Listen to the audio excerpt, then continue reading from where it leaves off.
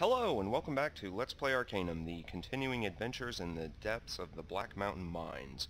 So I'm going to quickly raise Mr. Drake's fatigue, put hasten on him, and then we'll happily continue to make our way through the first level here. And up here, of course, more kites.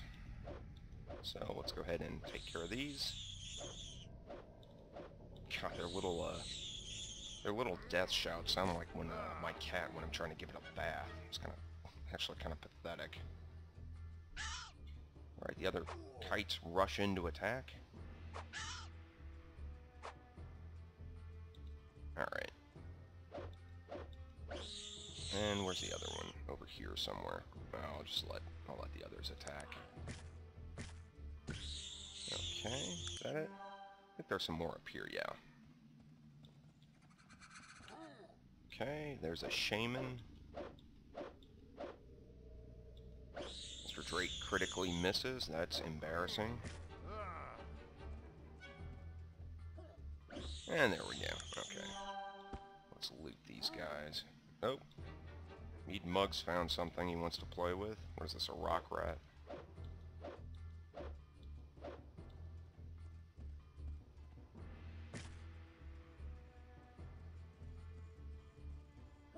Oh, great. And Magnus walks right through a trap. Alright, let's go back and loot these guys. And Magnus damaged his armor. Were any of these guys bowmen? I think they were all berserkers. Okay. Actually, Magnus took a bit of damage. Let me go ahead and give him one of these healing salves. Okay, he's okay now. And let's see what's in the chest. Arrows, gold, another rough-cut ruby, and... I'm actually going to start collecting bullets. And the reason for that is, up to this point, Mr. Drake has developed as a fairly balanced character. He's, got a fair bit of charisma. He's got decent magical aptitude and also some ability in melee combat. And I'm not exactly sure how I'd like him to develop from here out. I might go ahead and raise charisma high enough so that he can get another follower. Another option would be to raise his combat abilities high enough so that he can get mastery in melee and dodge, and do the mastery quest for both of those. They're both of some interest, and it's good to do them both because they're sort of interlinked. And then a third option would be to raise his magical aptitude high enough that that he can get spells in another college of magic, and the one I would take would be the College of Conveyance for teleportation, which is incredibly convenient, especially later in the game when you have to travel huge distances. So I haven't exactly decided what to do, but that's going to be much later on anyway. So we still got a bit of time before we have to worry about that. Let's go ahead and loot all these guys. Okay, some arrows.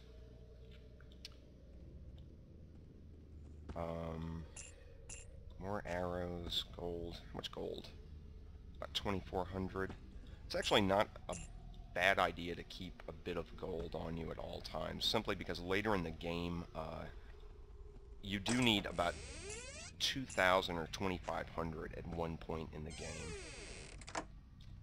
Alright, let's continue our way up. Run up here, and more kites.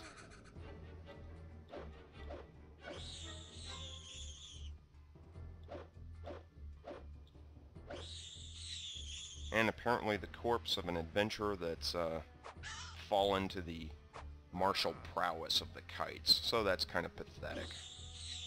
That's something you really want to see as you're traipsing your way through the dank, dark depths of a dungeon. Corpses of previous adventurers who have not survived. That's great. Is that it? Okay, I'm going to go ahead and take off. Hasten, and we'll just loot these guys quickly. And they have almost nothing of interest. And, well, let's investigate the corpse. Okay, he's got a scroll of exiting, which is going to be useful for getting out of here quickly, so we don't have to backtrack. A scroll of sense traps, which is also going to be needed very shortly, and a note. Let's see what the note says. Search for the target in the abandoned mines of the Black Mountain clans. Any failures like those in Shrouded Hills will be met with the most severe punishment, and it's signed with the initials GL. And those are the initials that have appeared on previous notes carried by members of the Malokian Hand. And if we investigate the corpse further, we find that same amulet that all members of the Malokian Hand have worn. So that's fantastic. The Malokian Hand are here. And, well, at least this guy didn't survive. So that's good. And here's another kite. There we go. Take all of his stuff. And let's run up into the last room. And we've got a rock sprite, which is like an ore golem. And up here we have a seething mass, which is like an ore golem on steroids. So Mr. Drake is going to lock this one down into stasis. And then since his fatigue's at 1, go ahead and raise his fatigue, and put the seething mass in stasis also. Seething masses, in addition to your character's weapons being damaged when you hit them, when they hit you, they damage your armor. So they're awful all around. And let's get Mr. Drake in to take a couple of shots. Okay. And let's get Mead Mug to attack the seething mass. Okay, and everybody else joins in the fun. And weapons are just being damaged all around. That's great. Alright, more members of the Malokian Hand. Here's another scroll of sense traps. They're all carrying this note. And we'll go ahead and take his leather armor, or her, I guess. And let's also go ahead and loot this one for the armor. Let's give that to Gar to carry. Okay, and a half ogre who is also carrying armor. Just go ahead and give that to Gar too. Gar doesn't have very much. I haven't found armor for him. He's got every other slot filled except for some armor, so he's not carrying too much weight at the moment. Oh great, more traps. Fantastic. Arrows and gold. Alright. Alright, let's leave this level behind, and we've got more ailing wolves, and there's also this patriarch wolf, which can actually do pretty good damage. So we're going to go ahead and let's get Mr. Drake to... Okay, he runs all the way around. That's not very helpful.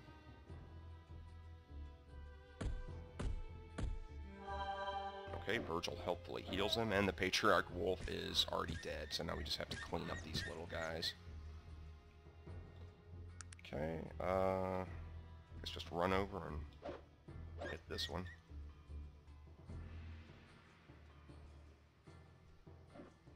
And that's it. Alright.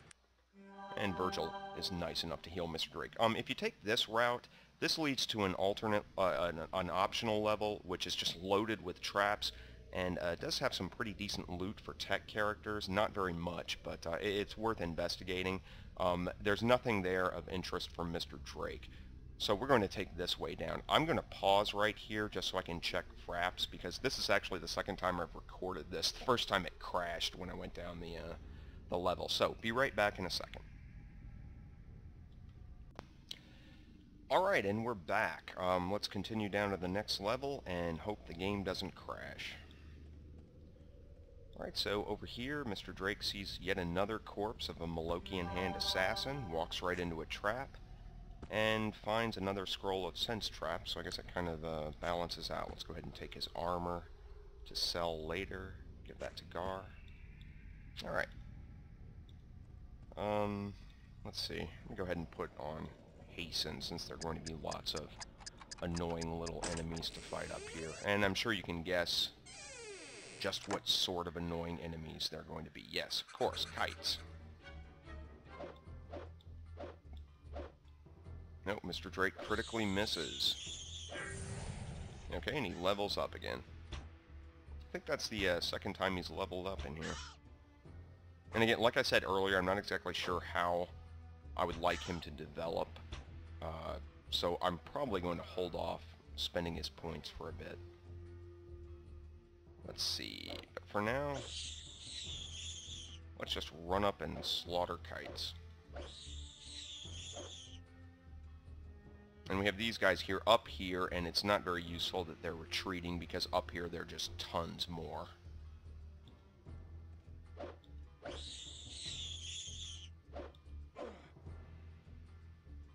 Oh, okay, Mr. Drake has dropped his weapon. That's embarrassing.